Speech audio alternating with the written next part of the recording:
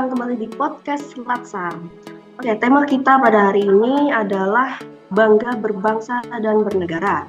Tentu saya tidak sendiri ya pada hari ini, ditemani 4 narasumber kita. Mungkin bisa perkenalan satu persatu dari Kak Abdul Nadif, silakan nama dan asalnya saja. Halo, saya Nadif dari Kendal. Oke, lanjut ke Kak Tasya. Halo, saya Tasya dari Bekasi. Selanjutnya Kak Sabila. Halo, perkenalkan aku Sabila, asalnya dari Palembang. Oke, Kak Desti. Halo, saya Desti, asal dari Cilacap. Oke, siap. Salam kenal ya semua 4 narasumber. Bicara soal bangga berbangsa dan bernegara nih. Pertanyaan simpel saya yang pertama, apakah narasumber kita bangga dengan Indonesia? Enggak dong. Bangga gitu. Oke, bangga dong, harus bangga ya. Oke. Mungkin saya mau tanya ke masing-masing narasumber nih, apa sih yang dibanggakan dari Indonesia? Apa yang patut dibanggakan? Mungkin bisa dimulai dari Kak Sabila. Kalau aku pengen lebih mengenalkan terkait kuliner Indonesia. Karena menurut aku kuliner itu salah satu tujuan wisatawan baik lokal maupun internasional dalam memilih tujuan atau destinasi wisatanya. Biasanya kan kalau kita mau liburan, selain kita mempertimbangkan tentang ada destinasi wisata apa, kita juga akan mempertimbangkan ada kuliner apa nih. Nah, menurut aku dengan keragaman kuliner yang kita miliki di Indonesia, kita patut bangga dan harus memperkenalkan apa saja sih kuliner yang ada di Indonesia gitu. Oke, kuliner. Contohnya apa nih? Apa yang paling mungkin kakak sukai dan patut dibanggakan? Kalau aku berhubung Palembang itu identik dengan pempek, jadi aku akan memperkenalkan pempek kalau bisa sampai ke dunia internasional. Dan menurut aku pempek itu cocok di lidah orang manapun. Gitu. Jadi masuk aja. Oke, siap, pempek. Bisa lanjut ke Kak Nadif, mungkin apa yang dibanggakan dari Indonesia? Halo, terima kasih Kak Galuh. Kalau saya sendiri, karena saya memang pendengar musik ya, saya suka musik, otomatis saya suka dengan musik dari Indonesia. Salah satunya, ini contohnya yang di belakang saya. Kelihatan nggak? Kelihatan ya? Ini adalah gamelan dari Jawa Tengah. Gamelan juga ada di ini ya, Bali ya, nggak hanya di Jawa Tengah. Dan ini salah satu produk asli Indonesia yang patut diapresiasi, dan pastinya dengan modernisasi pasti gamelan akan go internasional. Itu aja sih menurut saya. Oke, mantap. Gamelan. Lanjut Kak Tasya. Apa nih yang bisa dibanggakan di Indonesia? Kalau saya ini di Indonesia itu terkenal dengan keajaiban budayanya. Maka dari itu saya memilih seni tari karena tari sendiri merupakan ekspresi seni yang mengandung makna mendalam dari suatu budaya. Melalui gerakan, musik, dan kostum, tari menjadi cermin dari identitas suatu masyarakat. Salah satunya tari kecak dan jaipong yang sudah terkenal di dalam maupun luar negeri. Oke, seni tari ya jadi ya. Kalau Kak Desti, apa yang dibanggakan dari Indonesia?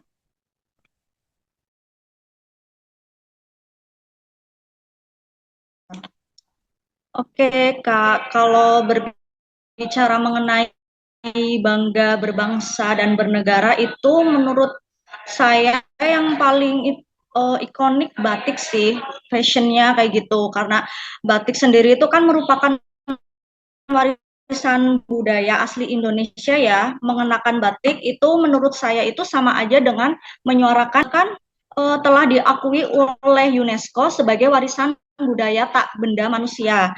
Jadi patutlah sangat bangga memiliki batik sebagai warisan budaya Indonesia. Seperti itu, Kak.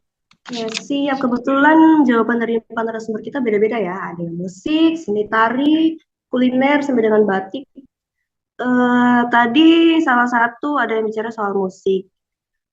Bicara soal bangga dengan musik Indonesia. Tapi kita tentu sadar ya, kalau di Indonesia nih, pada era sekarang terutama, sudah banyak musik luar yang masuk ke Indonesia dan nyatanya memang banyak diminati oleh masyarakat Indonesia. Salah satu contohnya adalah K-pop. Ya, tentu setuju ya, K-pop ini memang sedang naik-naiknya di Indonesia. Nah, bicara soal bangga dengan Indonesia. Tapi bagaimana nih tanggapan dari para narasumber terkait fenomena K-pop di Indonesia? Kalau dari Kak Nadif mungkin tadi yang bicara soal musik, gimana tanggapannya? Iya, makasih Kak Galuh. Memang tidak bisa dipungkiri ya, untuk budaya asing dalam hal ini adalah K-pop sudah masuk dan merambah ke generasi muda Indonesia. Namun hal ini kita sebagai bangsa Indonesia juga sepatutnya terus mendukung produk asli Indonesia dengan cara terus mengkampanyekan musik-musik Indonesia dan tentu selalu menjaga dan tidak memplagiarisme terkait musik-musik yang ada di Indonesia. Dan tentu jangan sampai kita membajak hasil karya musisi Indonesia. Kalau saya seperti itu aja sih. Oke,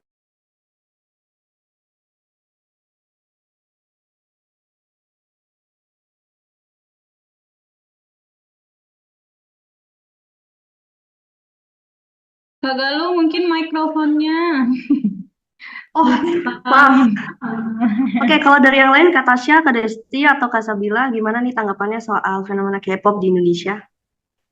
Kalau aku sih melihat fenomena K-pop ya untuk selera musik seseorang kan kita tidak bisa membatasi atau menentukannya.